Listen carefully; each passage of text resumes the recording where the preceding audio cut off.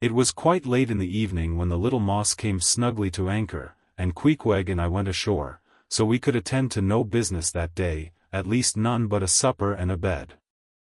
The landlord of the Spooder Inn had recommended us to his cousin Hosea Hussey of the Tri-Pots, whom he asserted to be the proprietor of one of the best-kept hotels in all Nantucket, and moreover he had assured us that cousin Hosea, as he called him, was famous for his chowders. In short, he plainly hinted that we could not possibly do better than try potluck at the Tri-Pots.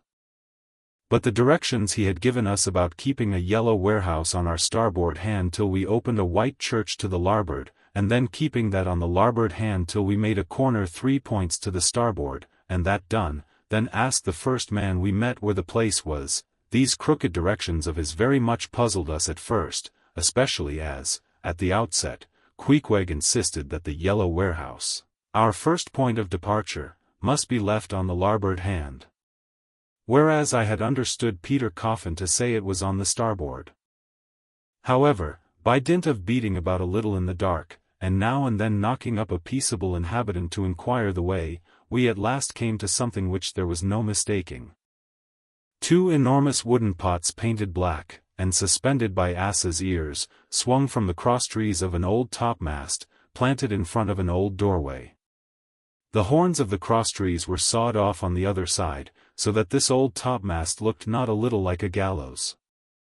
Perhaps I was oversensitive to such impressions at the time, but I could not help staring at this gallows with a vague misgiving.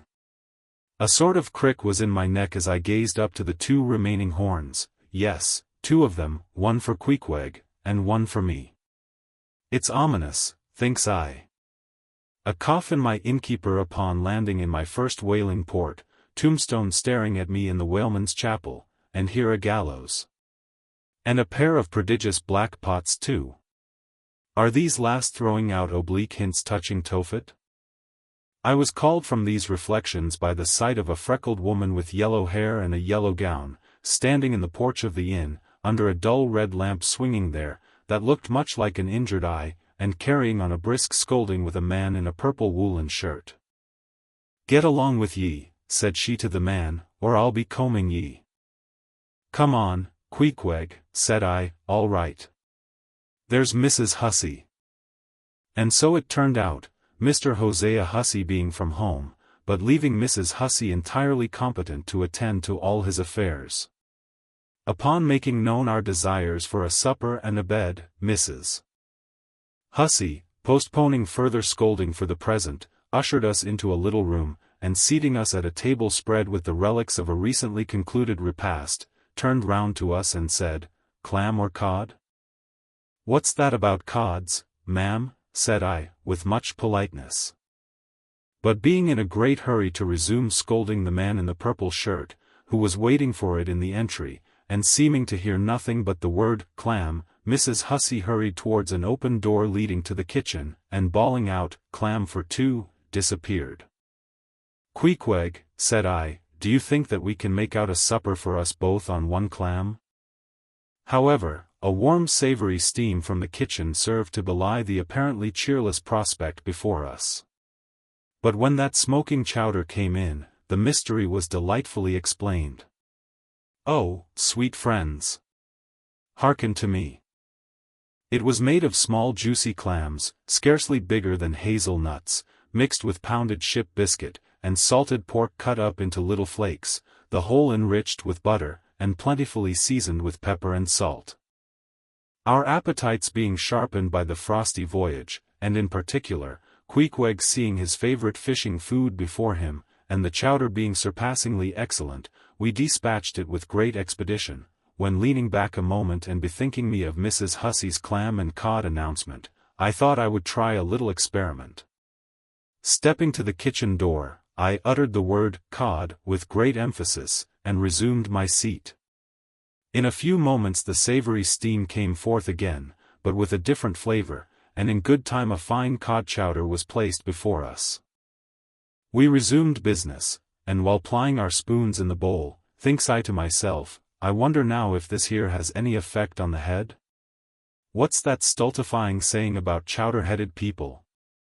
But look, Queequeg, ain't that a live eel in your bowl? Where's your harpoon? Fishiest of all fishy places was the try-pots, which well deserved its name, for the pots there were always boiling chowders.